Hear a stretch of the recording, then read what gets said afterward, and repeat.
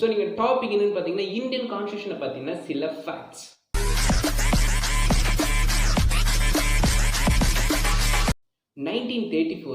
எம்.என். ராய் அப்படிங்கிறவர் Indian constitution அசம்பிளிக்கான ஐடியாவை சீடாக போட்டார். ஏகப்பட்ட இஷ்யூஸ், பல பேர்த்தோட கருத்துக்களுக்கு அப்புறம் 1946 இந்தியன் கான்ஸ்டியூஷன் அசம்பிளிக்கான மெம்பர்ஸை சூஸ் பண்ணுற எலெக்ஷன் நடந்துச்சு. கிட்டத்தட்ட 1 இயருக்கு கேப்புக்கு அப்புறம் 1947 ஆகஸ்ட் 29 டிராஃப்டிங் கமிட்டி ஒன்று கொண்டு வராங்க, அதாவது வரைத்திட்ட குழு.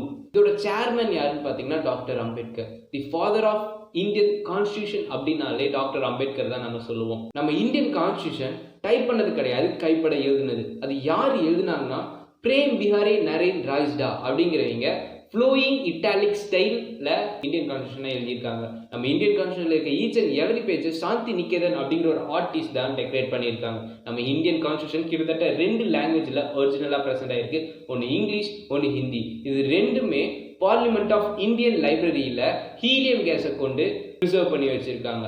ஏன் ஹீலியம் கேஸ் அப்படின்னா, ஹீலியம் கேஸ் எந்த ஒரு ஆப்ஜெக்டோடு ரியாக்ட் ஆகுது.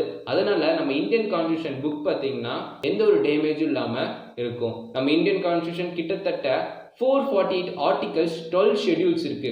அதனால தான் வேர்ல்டுலேயே லாங்கஸ்ட் ரிட்டன் ஆர்டிகல்னா நம்ம இந்தியன் கான்ஸ்டியூஷன் தான். அப்போ ஸ்மாலஸ்ட் ரிட்டன் ஆர்டிகல் எதுனா அமெரிக்காவோட கான்ஸ்டியூஷன் தான். அமெரிக்காவோட கான்ஸ்டியூஷன்ல கிட்டத்தட்ட 8 ஆர்டிகல்ஸ் தான் இருக்கு. 2 இயர்ஸ் 11 months 18 days, கிட்டத்தட்ட 3 வருஷத்துக்கு அப்புறம் இந்தியன் கான்ஸ்டியூஷனுக்கான ஃபைனல் டிராஃப்டை எழுதி முடிக்கிறாங்க.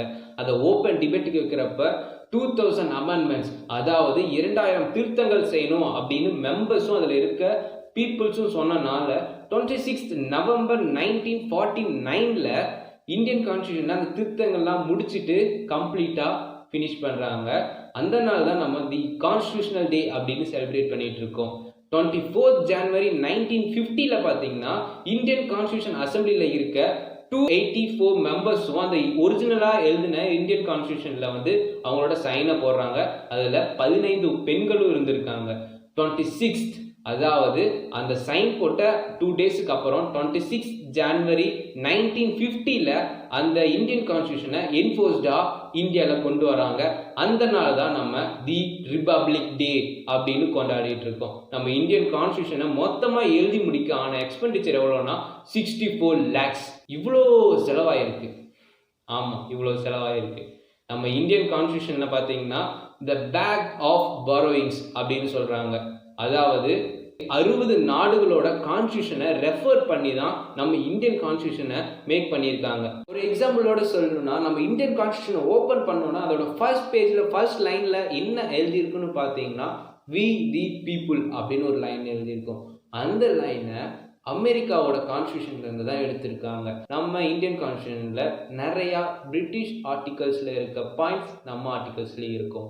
இவ்வளோ நடந்திருக்கு, இவ்வளோ கஷ்டப்பட்டு தான் ஒரு இந்தியன் கான்ஸ்டியூஷனை எழுதியிருக்காங்க.